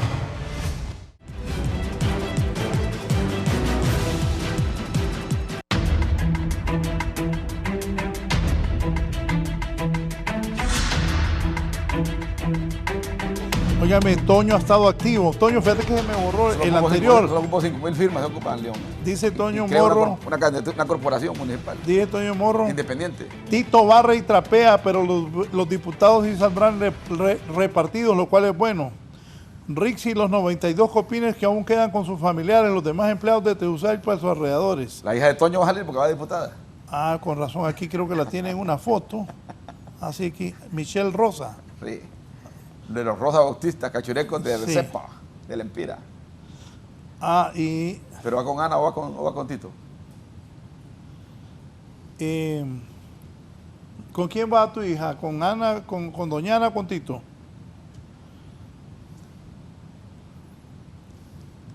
Oigan, ajá. Las generales, las elecciones generales van a ser buenas, ¿va? Yo creo que si esas herramientas tecnológicas funcionan, va a haber más transparencia del voto.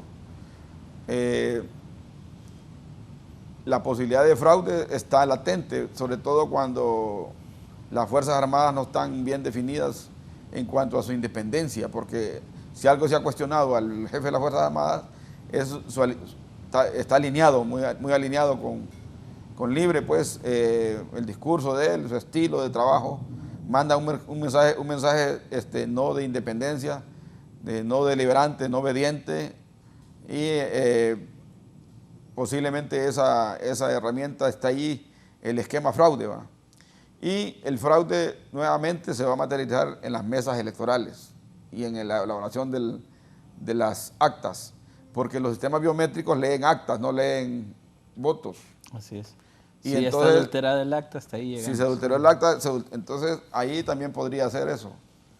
Y también hay un espacio para crimen organizado que entre también a política, cobrando dinero por ir a robar urnas también. Porque eso ya se ha hecho aquí, desde la universidad viene haciendo eso.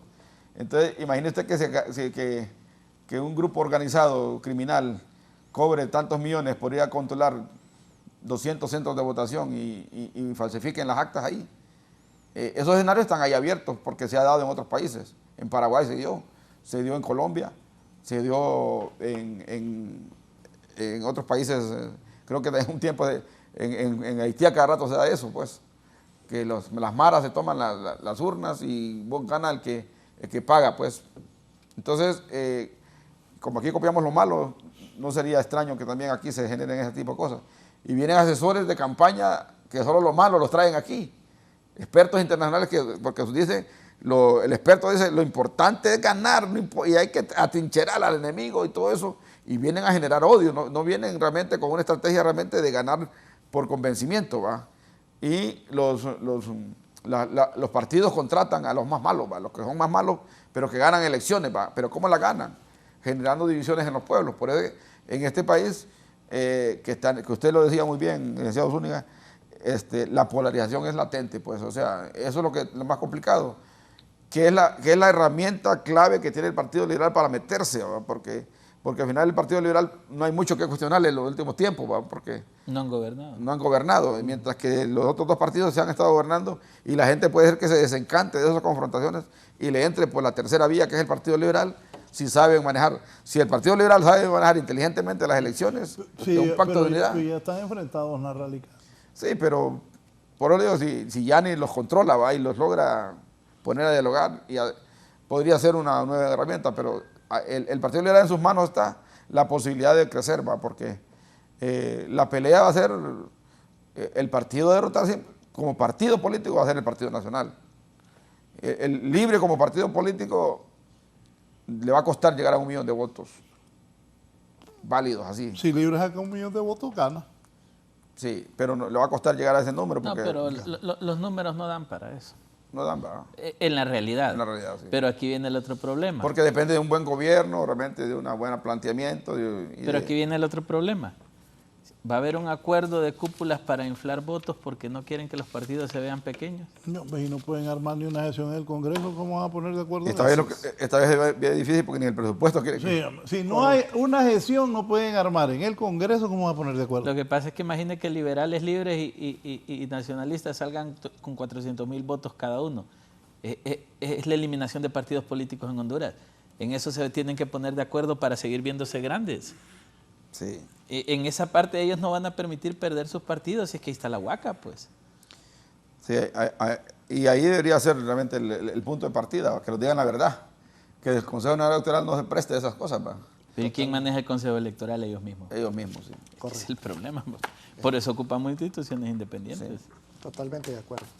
¿Habrá chance para una outsider todavía que se estructure para las generales? Sí, sí, hay tiempo. ¿Hay tiempo todavía? Sí, hay tiempo. El outsider ocupa una figura, Santos imposible, va. O sea, Santos no Sí, hay. Santos no hay. Pero una figura No, pero creíble. dígame uno.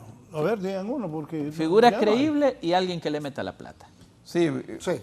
inclusive un outsider que saque 15% los pone en crisis. Exacto, porque con 30 se gana una elección. Sí, entonces, aunque no gane, pero los enreda. Los enreda. ¿Ah? Y usted ya nos arregló con Nelson Ávila, güey. Sí, de repente armamos un proyecto político por ahí. Bye. Los Pero fíjate que no vi que... Vi que les agradó lo que acabo de decir. invito a la turcada que nos financia con Nelson Ávila y hacemos un proyecto político. Pero con la ley esa ley de política limpia, que digan cuánto piso. Bueno, ahí están revueltos ya para irnos. Que no viene Marco Rubio a Honduras. ¿Qué piensa de eso, licenciado? Sí, bueno, hemos visto que hay una política bastante agresiva de parte del señor Donald J. Trump para Latinoamérica, donde abiertamente han dicho que nosotros los necesitamos a ellos, no ellos a nosotros. De repente las ideologías políticas también, recuerde que son bastante extremas. Por un lado, el partido de gobierno en Estados Unidos es extrema derecha y la de nosotros socialdemócrata. Entonces, ojalá esto no sea, como dicen, un aviso para que en las distancias y las relaciones diplomáticas entre Honduras y Estados Unidos se vuelvan cada vez más oscuras o se pueda enturbiar la situación. Al principio decíamos 90 días va a estar parado todo lo que son las ayudas económicas, pero eso es a nivel de, no solo de Honduras, a nivel mundial. Y que la retórica del señor Donald J. Trump con el tema de las migraciones masivas, pues no sea nada más que eso, una retórica, porque sí tendría una incidencia directa sobre nuestra sociedad y obviamente, como decíamos al comienzo, de una u otra manera esto puede tener también una incidencia en los resultados electorales de finales de noviembre propiamente hablando. Entonces, veremos qué va sucediendo, como dice. Mire, yo creo que en eso tiene razón. Estados Unidos, los ocupamos nosotros a ellos, no ellos a nosotros. Y creo que, a ver, se ha satanizado de alguna manera de que es culpa de Xiomara Castro y su discurso, digamos, no debía decir las cosas que dijo. Y claramente, lo hemos dicho por 3 años, este gobierno fracasó en materia de comunicación y mensaje, pero esto ya lo había hecho Donald Trump. 2018 el gobierno de Juan Orlando también retiró los fondos y los suspendió y puso en crisis los proyectos de USAID, porque al final es su política de gobierno. Él tiene una política de ya no más dinero hacia afuera, sino invertirlo en su país y desarrollarlo y repotenciarlo como la potencia que siempre fueron. Ahora, creo que perdemos mucho en que haya una visita a Guatemala, El Salvador, República Dominicana y Panamá y que nosotros no estemos ahí. Y entonces ahí es donde hay que calibrar. Realmente nosotros somos un país de izquierda como para entrar a esa dicotomía de la izquierda versus el imperialismo, o realmente estamos construyendo un espejismo que nos va a pasar factura. Creo que la diplomacia es la que juega en estos espacios y siento que Honduras también ha dado tumbos en materia diplomática y es un buen momento no para que el gobierno de Honduras se someta. Yo sí creo que Honduras tiene que tener ciertos niveles de dignidad, pero creo que sí es un momento como para reflexionar si mi política exterior es beneficiosa. Con solo el hecho de que nos graben las remesas nos ahogaron. Sí. Se acabó. Que solo el hecho que nos pongan aranceles al 80% de nuestras exportaciones que van allá nos complicaron. Entonces yo creo que la diplomacia es la herramienta y esperemos de que este gobierno, que le ha bajado un poco el tono últimamente, esté construyendo una estrategia para abordar con el nuevo gobernante estos temas. Sí. Yo veo, acuérdate que Marco Rubio es un hombre de ultraderecha, ¿va? Entonces Marco Rubio nos manda una fotografía bien clara, ¿va? Que él va a pactar con Panamá, a pesar de que a Panamá le mandaron un mensaje que le van a quitar el canal, pero lo que van a hacer es que van a ponerle castigo a los chinos en Panamá, una negociación del canal. Costa Rica está Chávez, democracia buena, está Arévalo Bonachón en Guatemala, y nos miran a Ortega y a Libre, lo ven como enemigos, como no democráticos para la figura de Marco Rubio. Ese es un mensaje que hay que tomarlo muy en serio, es una fotografía, pues. Sí. Estos son mis aliados y estos, tal vez no los enemigos, pero con estos no voy a pactar de momento. Entonces, ellos tienen que buscarme a mí para querer pactar bajo otro esquema, bajo otro tipo de diálogo, porque solo acá no viene, ¿va? Solo a los dos países que se declaran de izquierda en América Latina, en América Central, ¿va? Sí, eso pensé. Sí, entonces es ideológico, es ideológico, pero acuérdate que Marco Rubio... Lo felicito que es sencillo, pero lógico análisis. No viene a Nicaragua ni viene a Honduras. Así es. Porque él es ultraderecha. Sí. Así es. Y a Panamá va a sobarlos o a ver cómo la arregla, aunque Trump dicen que sigue con la intención de hacer eso en Panamá. Así es. Esa es la verdad. Sí, porque dije que el canal lo tienen controlado los chinos. Entonces, lo que van a ir es a ponerle trabajo a los chinos desde Panamá, como le van a poner aranceles también en Estados Unidos, para que el canal agarre otro rumbo. Si no, entonces van ahorita a negociar. Pero nosotros nos damos un tema ahorita importante para Estados Unidos, ¿no? Y eso impactará claramente en la intención de voto en Honduras. Así es. Si sentimos de que estamos perdiendo al socio prioritario del país, probablemente el pueblo hondureño tome decisiones que impacten en la elección general. Sí.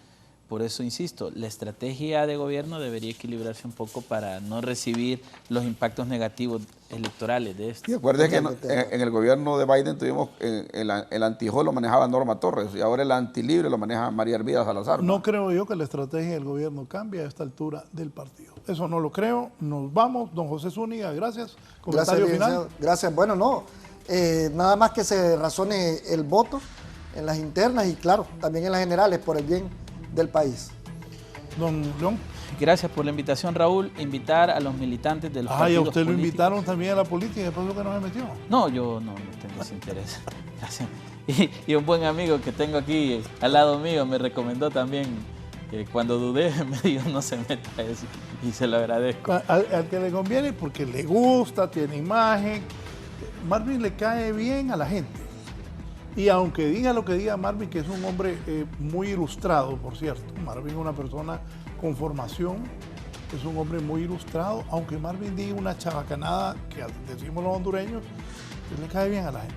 Marvin sí debe buscar un cargo de elección popular. Marvin, gracias. Muchas gracias, don Raúl, gracias por sus palabras y ha sido un placer compartir un buen análisis y buen comentario de nosotros sin entrar a polarizar. Porque creo que hay que ilustrar al pueblo hondureño. A veces es mejor estar afuera para no casarse con una candidatura, ¿va? Pero sí también creer realmente que si el pueblo realmente quiere cambiar, tiene también que, si la gente no debe, si se queja tanto por el gobierno, a la hora el voto es la única herramienta. Y si no la sabe utilizar, ahí va a tener que votar, quieren obligar a votar en plancha. La gente tiene que empezar a decidir por quién voy a votar. Por lo menos que un 60% de las razones de su voto ya es bastante, ¿va? Mira cómo es la reacción de la gente. Ya me tengo que ir. Perdón, mire, Marvin, disculpe que lo traté de vos.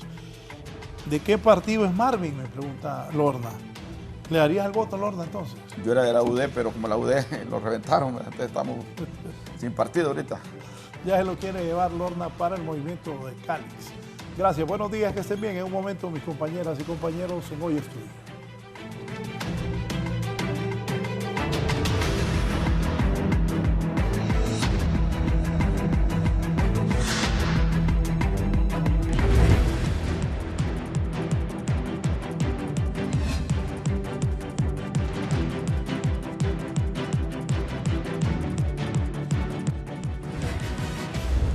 Esto es La Entrevista con Raúl Valladares.